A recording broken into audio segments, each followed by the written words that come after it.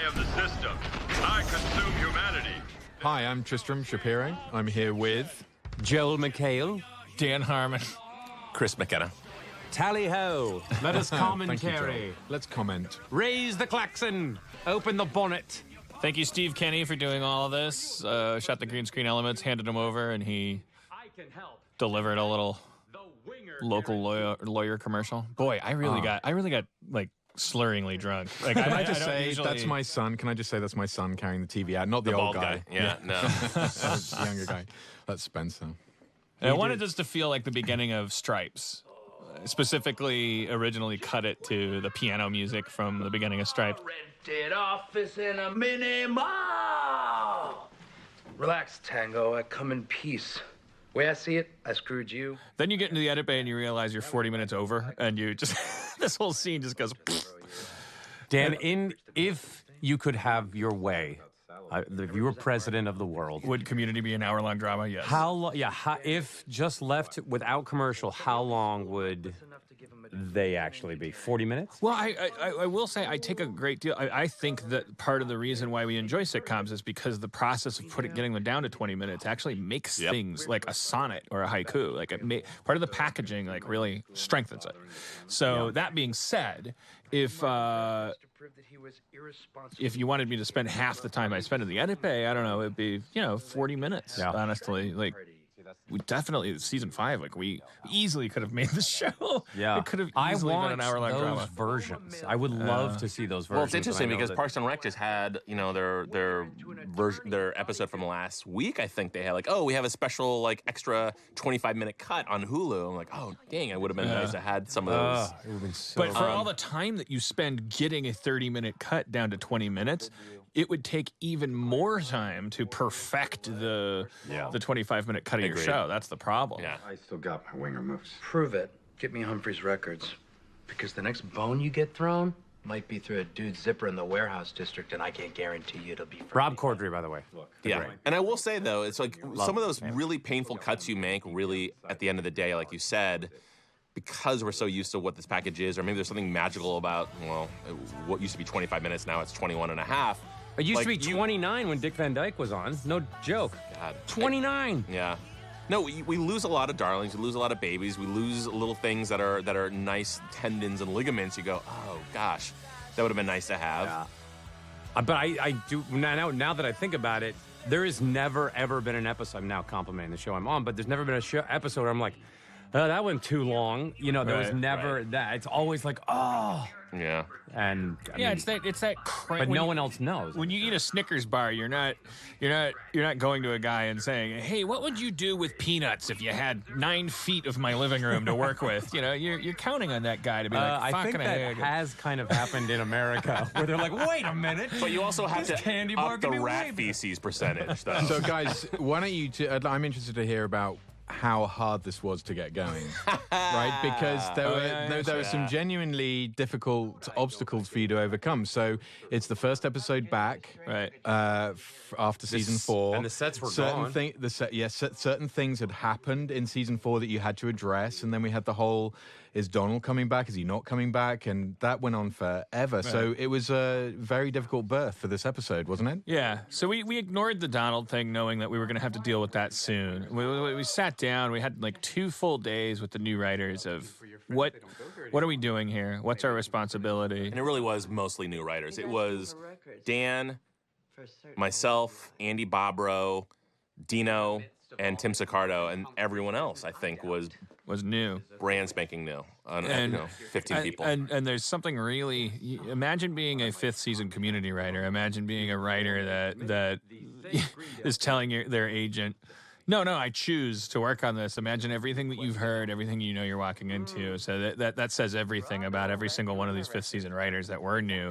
They were really, really big fans of the show, and come what may, they were sitting down going, okay, I heard this is the show where you bring a toothbrush. And I'm into that. I'm fine with that. But not for brushing your teeth. Right. You bring it for for scrubbing the bathroom floor because hazing.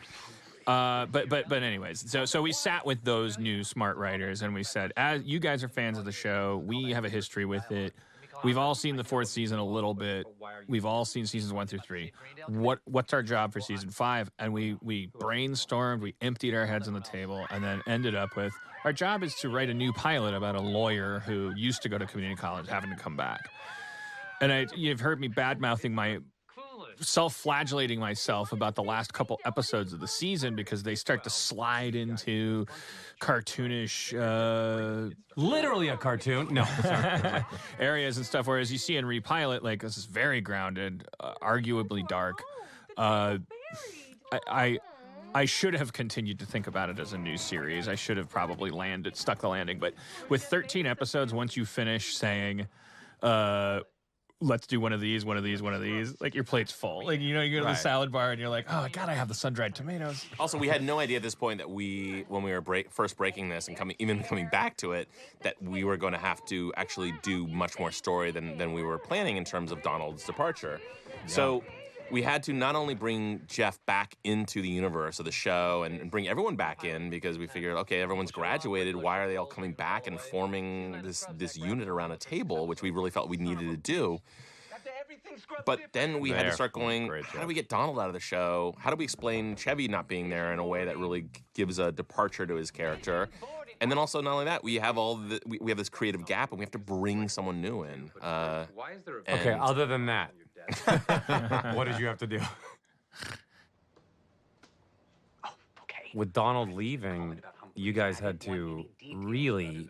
It was great. I mean, it was such a huge challenge. I mean, as you just said, it was great. But look at this show. I just find this interesting. Like, look at this show that you could have sold to Fox. Look at this handsome guy in the suit with this guy he stumbles into having to be in business with, running this shitty place that he's got a stake in by the end of the pilot. Like, we could have continued to lay track in a collinear fashion from here. We could have done 13 episodes that just like service this. It could have been like, Better Off Ted meets Scrubs meets whatever. It could have been a good show, a good solid show. Season 5 is probably going to be the most controversial season of all because after all the controversy of season 4, blah blah blah, and it's weird that all this meta commentary has to be infused with how you consume a show. I'm just looking at this episode and going, like, we could have just done 13 of these. Yeah. Bring me all the paperwork for filing a class action. At first, I didn't love the idea that they were going to, like, I thought they were like, oh, they're burning us off. They're going to put on January 2nd this episode, an introduction to teaching, where we then, like, and then I love that those were paired together because it gave okay, we got all the groundwork, all of the humorlessness done in this episode, all the stuff that we had to set up in terms of getting everyone back around that table. And then we had you as a teacher and introducing Jonathan Banks, and it had a real nice, like, oh, these are two delicious different flavors of the show. And we could have done, I think people really loved Introduction to Teaching and wanted to see you in front of a classroom of kids teaching law. And you know what? We toyed with that. We went down that road a few times in terms of like, oh, you and your law class are going to get a character off of death row and stuff. We played around with those ideas, and then and if we had 22 episodes this year, we would have gone back to that. We would have had to go, where's Jeff's journey now as being a teacher? Like, where is he in terms of like being at a desk and like teaching these knuckleheads like law and the Winger style? And we just didn't have an opportunity to do that because I will say, like what I was saying before, we had to service Donald and Chevy and bringing Jonathan Banks and John Oliver in the universe. And then the next thing you know is, hey, it's the end of the season. What's your finale? Yeah. Yeah. I got a bonus out of it because I could tell when reporters had not watched the season at all when they would go, so Jeff's a teacher this year. And I was like, how many episodes did you watch? And they were like, oh, I saw them all. I'm like, no, you didn't. Yeah. I was like, it was a jumping off point, and then I would. I totally get the frustration of somebody watching this episode and going like, okay, we're back. This is great. And then watching the subsequent episode and going like, and then I flash forward to the last couple episodes. I'm like, what? Why'd you have to go and do that? Why'd you have to start acting like Sinbad? You were Chris Rock. Why'd you turn into Sinbad at the end? That's just a metaphor I pull out of my ass. You draw your own conclusions. It has to do with the pants, the size of the pants. It's a production issue that happens. Like, I can see, I'm watching this while we're doing commentary, I'm going like, fucking, there's rails here. The train's on them. Train's heavy. It's got momentum. It can get you from one place to another. Yeah. And why did I fuck it up? Why did I end up? Fuck it up. Why You mean the train has jet engines and wings, my friend?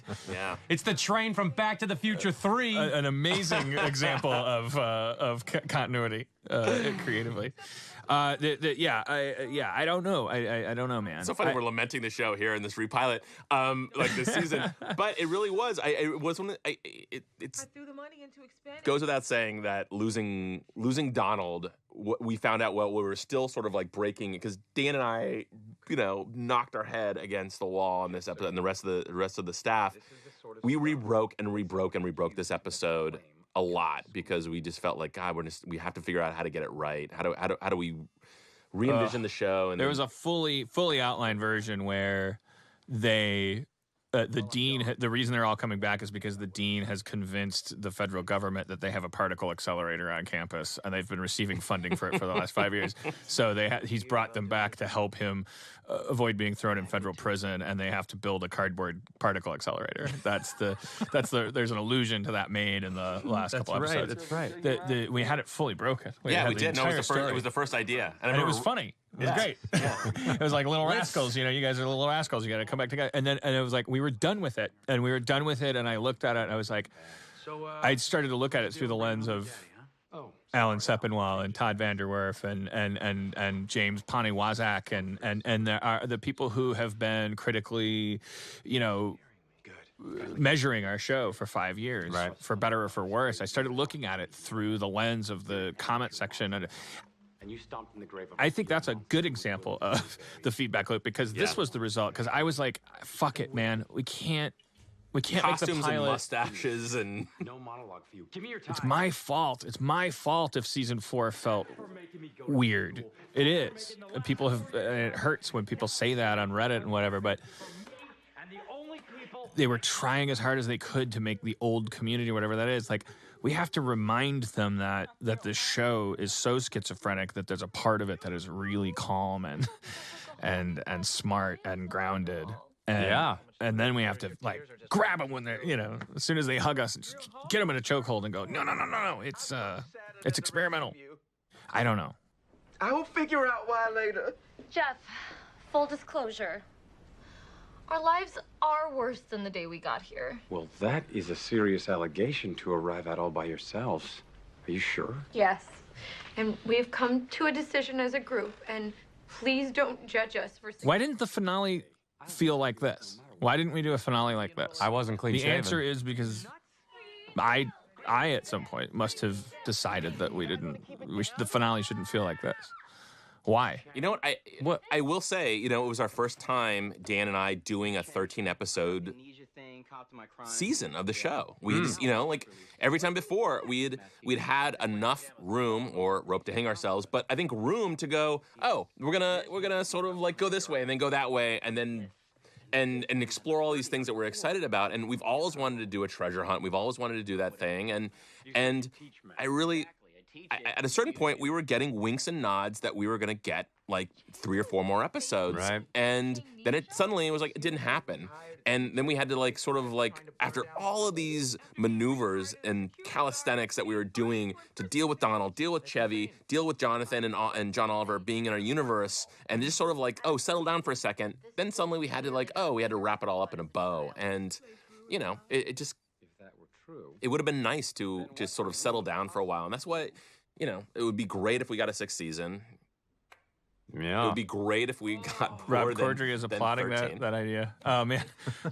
McKenna caught that Abed clap and put it back on the cut that when Abed is he's observing that it's time to clap and say claps. Details like that about Abed I love. I love the idea that this room has been put in mothballs, and it was one of those last-minute changes, right, Tristram? It was a very last-minute change, which I have to say personally on a kind of completely not seeing the bigger picture level, I hated because you just suddenly filled our room, which it was a tight, it was a bit of tight schedule anyway, right from the get-go, and suddenly we're putting 500 pieces of equipment. So into this room. one of the easy, it's not even an easy version of the show to shoot where everyone just sits at the table the whole time, but one of the advantages of it is that you can block shoot, I think they call it, where you're just kind of, and then we, at the last minute, we went, no, you can't. Block shooting meaning, if I'm getting that term right, the idea that you can, all 3 acts of Annie reacting to everything that's being said the entire episode can be shot in one camera setup, and then you can move on to Shirley, and you're done with Annie. But it wasn't even so much. Says, "Hey, I have an idea. What if the entire episode, the amount of boxes kept changing?" Well, what I would say is that. Well, I mean, it wasn't so much the whole idea that you could block shoot it. We'd probably never have even attempted it, or we might have just. It would have been easier to parcel it out into chunks, like we did with the Walton Goggins episode. Right, but you know, it was just the sense that you got to bring all this furniture in, you got to bring it all out, to get the cameras in, and it's just time consuming. That's all. And we were already sort of It's amazing how our show sometimes always seems right from the first day of shooting. Seems like we're up against it already. No, but I mean, the first day of shooting, we're already 2 weeks behind. Right. I just thought it was a metaphor for like it was unpacking all the stuff from the end of season 3, and I'm like, yeah, it's all here. It's all in this that's room. exactly what it was. Yeah. But that was me. That was me. Waking up at 6 a.m. on Wednesday and going, "Fuck, this isn't important enough. It's not good enough. It's not. We need meaning here." And we're talking to Chris and going like, "Can we slowly unbury the table? Can we create a character out of this room?" And it's all about insecurity and second guessing yourself, and it's like half the time that leads to great success, and half the time it's the reason. It's funny because in watching this later, Dan and I were like, "Oh man, we should have just had them in a wall. We should have just had them in this like Raiders like end scene boxes everywhere the entire time, where it was just walls of boxes. It probably would have helped you a lot, Tristram. But it's like, oh, should we have committed to the boxes more and just had them be in this wall? But having said that, that's why I like this show. So that's why I like working on this show so much. Is that the show throws you down these challenges all the time. It's something as simple as that, but also just there are huge challenges on this show always, and I think that's one of the great things for me about working on it is solving those problems, in a... Oh, my God! Oh, here we go. Oh, my God, there's a ghost.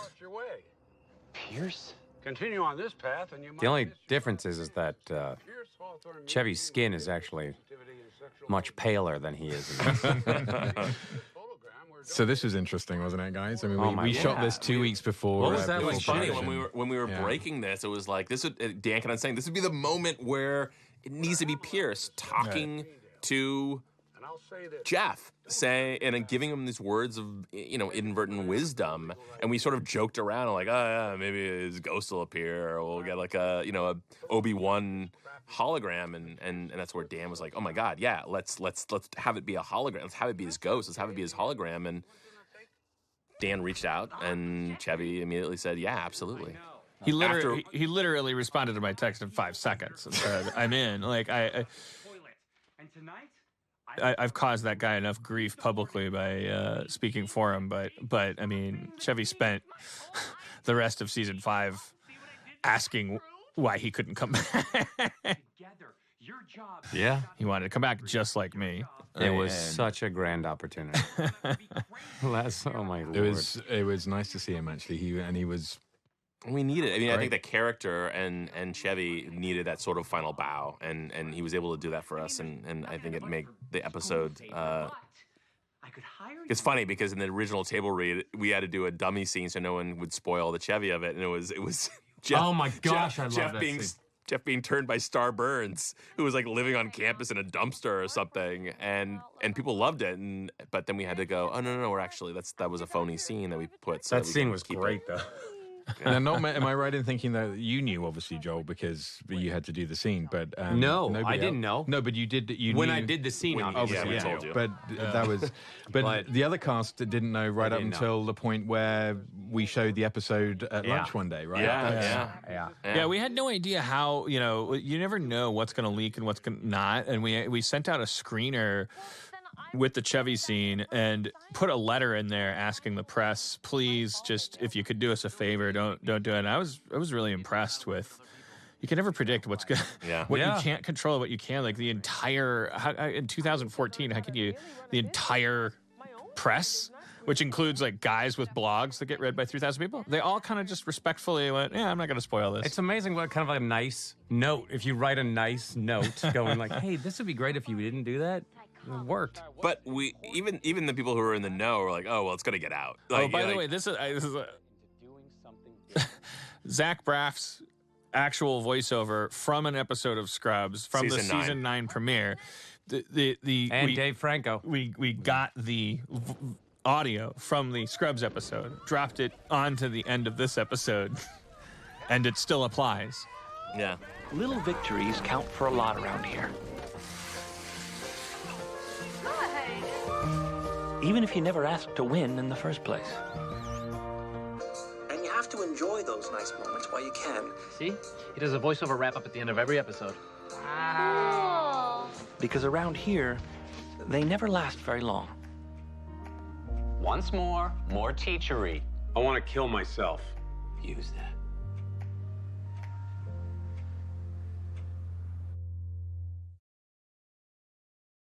Are you a good person? Yes, unlike you. I can guarantee the winger beaten you. Not anymore. I want to see more of these two guys. I think this was Chris's idea, Can we right? do this show? I want to make this show. We didn't have a tag. I just like Chris is always. I think McKenna's always been fascinated with the idea that Troy and Abed secretly hate Jeff.